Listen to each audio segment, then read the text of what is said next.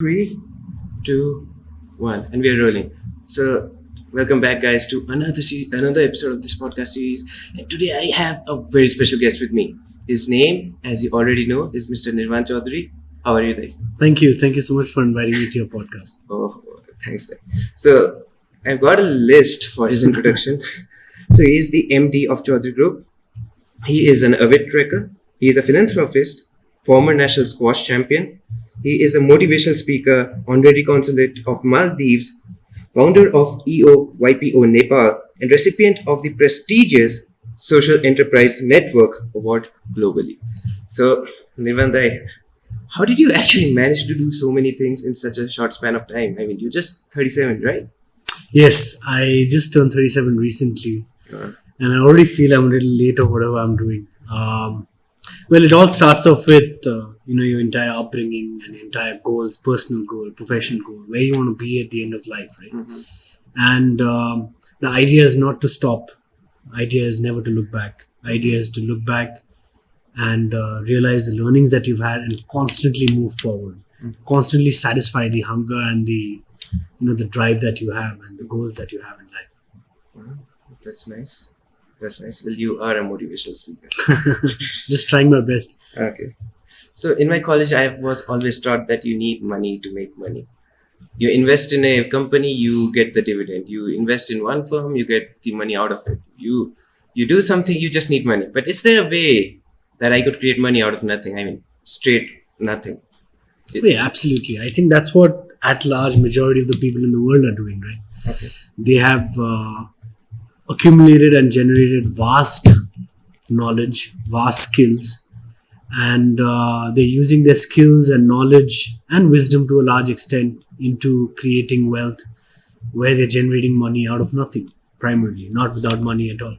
So I guess with the wisdom, with knowledge, with the particular skills, you are able to collaborate and are able to become part of a particular drive where you don't necessarily need to put in money. And that's sometimes in the corporate world known as sweat equity as well.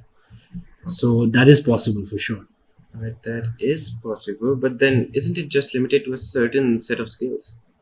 Not really. I mean, everyone's skills are very different, right? Someone might have a skill for a business development aspect. Someone might have a more technical skill. Let me give you an example of Apple. Okay.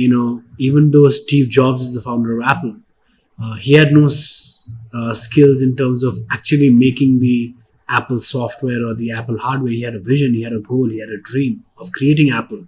And Apple, he's been able to add tremendously because of his marketing skills that Steve Jobs had, because of his skill as an entrepreneur, that he was able to put together a good set of people who had individual skills that would form a team that he would like to deliver for delivering and achieving his goal.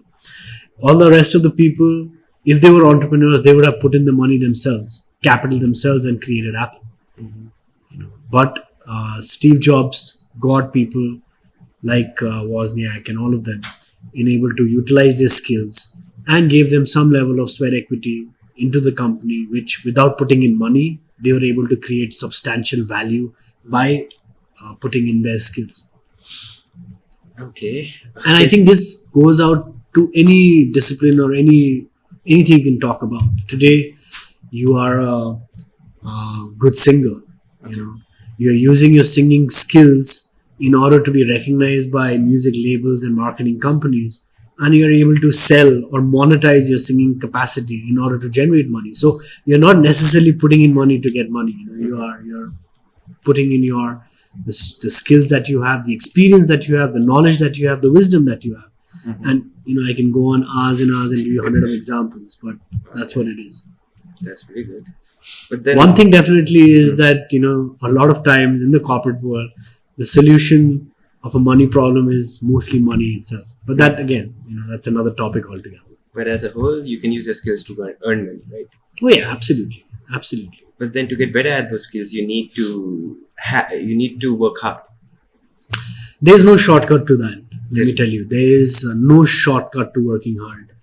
You might have a little bit of luck. You might be able to invest in yourself to accumulating certain level of skills. But at the end of the day, unless you're able to put those skills and the little bit of luck that you might have by working hard, you'll never get the results. It might be short term, it one time, sometimes luck comes, but long term sustainable results come through constant, persistent, consistent hard work, and there is no shortcut to that. Okay. But then there's this new concept of smart work nowadays. I mean, I see these people, I mean, if they're at the gym, I mean, you must have seen them as well. If you're at college, if you're at work, there's this quote that you need to work smart. I mean, I get the idea of working smart, but don't you think to work smart, you need to work hard before that? I think both goes hand in hand. The idea is absolutely what differentiates one from another is, who's the only way to get smarter is to play against a smart opponent, right? And working hard is a prerequisite. Working smart is what gives you that quantum leap and growth. But again, working smart is not directly proportional to taking shortcuts and not fulfilling the prerequisites of those success formulas or the success path or the journey. Just because you got lucky in a particular deal, not necessarily correlates to you being smart. Yes. But at the same time, what differentiates you between a good entrepreneur and a very good entrepreneur is the relativity of working smarter. Okay, we're talking about working smart. But then again, there are times when people just don't know what working smart really means. Okay. You might start from zero and then you might work hard and then you might not know what smart work is. So is there a way that you can understand what smart work and how to differentiate smart work or hard work? Right. Do you need a mentor? Yeah, I think having a mentor is a great idea. Sometimes I would say 1 in a million individual is born when he himself has that determination, drive to constantly learn from his mistakes and go on improving and growing. He's working smart along the way and not repeating the same mistakes. But in general, we guys are living in a particular environment where we have access to such in-depth and adequate knowledge through the internet. Resources. We have such a vast ecosystem that's created where we are able to read books, read from other people's experiences, read from other people's mistakes, read about what exists globally in terms of opportunity, read about the trends that are growing and catch on all of that. Now, even if you do not have the ability to catch on all of that, then you might as well get into your 9-to-5 work and start just doing the run-of-the-mill, by the book. When people do that and they're happy as well. But again, that's a choice which individuals have to make. But today, working smart is become much more easier. You have access to people who are ready to mentor you. You have to yourself be willing to invest your time into spending time with networks and like-minded people who will help you to become much more sharper and much more smarter. These things exist. You don't have to be physically present anywhere nowadays. You have your own podcast. You're able to probably with a discussion that's going on with two people, a listener who's able to, if read between the lines, will be able to grasp and be able to learn what is a smart move and what is not. Okay. You spoke about 9-to-5, right? And you say people are happy. But then people also want to be creative. Now there was this one book, Rich Dad and Poor Dad. And then I saw in one of the author's videos that he says, once I start paying you, you stop thinking. And that's when you start dying. What do you think about that? Well, again, he's coming from a point of view and a perspective of an entrepreneur, right? That you get paid and then you have particular means to an end. And you're happy that is being taken care by a particular compensation that is being given to you. And you sort of get into your comfort zone. But that's one small perspective of how a particular transaction happens. Another way of doing it is a much more successful entrepreneur will invest in a particular employee, for example. Apart from just the salary, he'll invest in his skills upliftment. He'll invest in the person himself getting far better knowledge. He'll invest in the company's R&D, innovation, technology, which together each individuals. I'm a firm believer it's the people who make the company. the human asset, the human capital is the biggest asset any entrepreneur have, at least through my example. So if you're willing to invest in the people's skills, people's ecosystem and environment, you're able to see much better results. So one is a one-off transaction that, okay, I'm giving you this particular set of KPIs and this is your JD and you have to deliver me this, and 9 to 5, this is the salary you're going to be getting. And the person, it's a very relative discussion where I might be content with the salary I'm getting for the set of role and job that I'm performing. But that only satisfies my means and my living standards that I have kept a benchmarking for. A different level of satisfaction comes when you're able to constantly channelize your creativity into the work that you're doing, constantly trying to uplift yourself and uplift your skills. That is why today someone is promoted 3 times and someone just stays where he is. It's all dependent on your individual goals, individual level of contentment and satisfaction, and the benchmarking you put for yourself. Okay. If tomorrow you're in an organization and you want to grow tenfold, you have to put in that level of work. Yes, that's true. That's true. So, but if someone today, I'm happy with the work I'm doing, I'm not too ambitious, I'm happy, I'll grow with my own pace and time. Can say that. Okay, so what do you do in your free time? I mean, I think so. You barely have free time for yourself. But in your free time, what do you do? I have free time. One of the most important lessons I learned is, there was a story of a marble in a jar. You have a jar, and then you decide what are the marbles that are going to go right at the bottom of the jar, and what are the size of the marble. So, for example, the biggest priority, the biggest marble for you might be your own health, and you might prioritize that, to 20% of your total composition, so that you put it right below in the jar. Then the second priority for you might be your family, or your professional life, or the amount of money you want to make, or the friends that you have. And looking at your priorities, the marbles keep coming on top of the jar. Once you've sorted out those priorities, and then you put sand inside the jar, the sand themselves will paste themselves and find place between the marbles. But your marbles are intact. So when you find your priorities, when you find out what the things that matter to you most are, those should be unshakable, and those should be on top, constant priority for you. Once you've aligned that, then you'll realize that you're able to find time for everything. So if you are sad, then that means you've not kept your priorities in check. If you're sad. Well, sad is again a very normal emotion that a human being goes irrespective of the priority. Depressed. My priority might be health, but sometimes something might go wrong with me and I might be sad. But that does not mean that health is still my priority.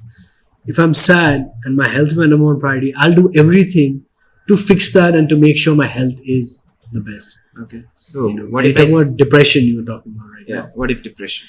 I mean, depression is something, again, I feel it's a very temporary phenomena that you go through. You go through a phenomena which is a direct correlation between your emotional state and a particular goal that you're aspiring to achieve. And, because of certain failures or disappointments that you're able to get in this particular state of mind called depression. But to me, depression is something which can easily be overcome, something that requires constant positive energy in terms of the people around you. It requires very strong conviction within yourself that you can overcome it. And the key about this entire phenomena of depression is that whatever got you in that stage, the entire process of realization, entire process of ensuring that phase does not recur again, that phase does not repeat again, and how you go back much stronger is the most important fact. A lot of people have been disappointed or have been depressed, have failed. But what really matters is how you've come back up stronger. Just like Rocky said, it's not about how hard you hit, it's about how hard you can get hit and keep moving forward. Or defeat is not when you fall down, it is when you refuse to get up. different quotes, different people. So, is there anything you would like to ask me? No, I mean, I mean, it's always great having conversation with the youth who's always, getting involved in creative ways of disseminating and trying to get messages of various people based on their life and work experience, right? And you're doing that. And to me personally, I'm always, honored, thrilled, and as in my own little way humbled that I've got a platform to share my experiences with the youth of this country through your medium. So I thank you for that, for doing that. Okay. So I've got this one last question. You can ask more. You can ask how would you give some examples, some Okay. lot of things. I'm going to ease it up. Yeah. What would you prefer? Time or money? What is the ultimate currency of life? Till a particular phase in life, again, it's a very relative thing about how much money do you want. But till a particular phase in life, money is very important, no doubt. You have dreams, you have material wishes that you want to fulfill, and that can be achieved through generating, wealth in the form of money or capital. But after a period of time, again, this is very individual. For me, generating wealth is more important than generating money. To me, generating wealth relates to, right? Generating wealth relates to a sustainable, growing investment entity, organization, corporate, company, ecosystem that you're trying to create, which is constantly not only generating or giving a sensible return on your investment, but is also creating a huge impact on not only your consumers, but the people who are associated in this journey. Today, to me, my priorities have changed from becoming, I no longer want my company to be known as the biggest company in Nepal. I want my company to be known as the most admired company in Nepal. I want my company to be known as a company that's constantly, making a difference to the society. I want my company to be known as, the biggest philanthropist of this country. I want my company to be known as a role model for other companies in this region who can still generate profit, generate wealth, at the same time do tremendous amount of good for the society. That's what my dreams are for my company. Okay, those are your dreams, but are you referring time to be your wealth, to be a part of your... Oh yeah, absolutely. So when you've got this entire goal, processes, your priorities aligned, then the biggest challenge comes time management. If you have managed your time, the art of managing your time, through the process of managing your priorities, you're set. Okay. Today, one of my closest friends, he's a monk. Okay, comes from one of the wealthiest families in Asia, but the only son of his family. And he was telling me that, Nirvana, you're constantly working, and this was, I think, 10 years ago. He was saying, you're constantly working this, that I see you, even when we're on a table having dinner, you're constantly on your phone, emails, etc. I mean, are you really there physically? Mentally? Physically you're there. Are you really there with me?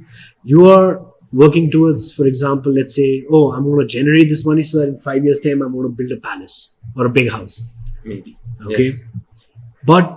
And you have done it. You worked hard, and in 5 years' time, you build a house.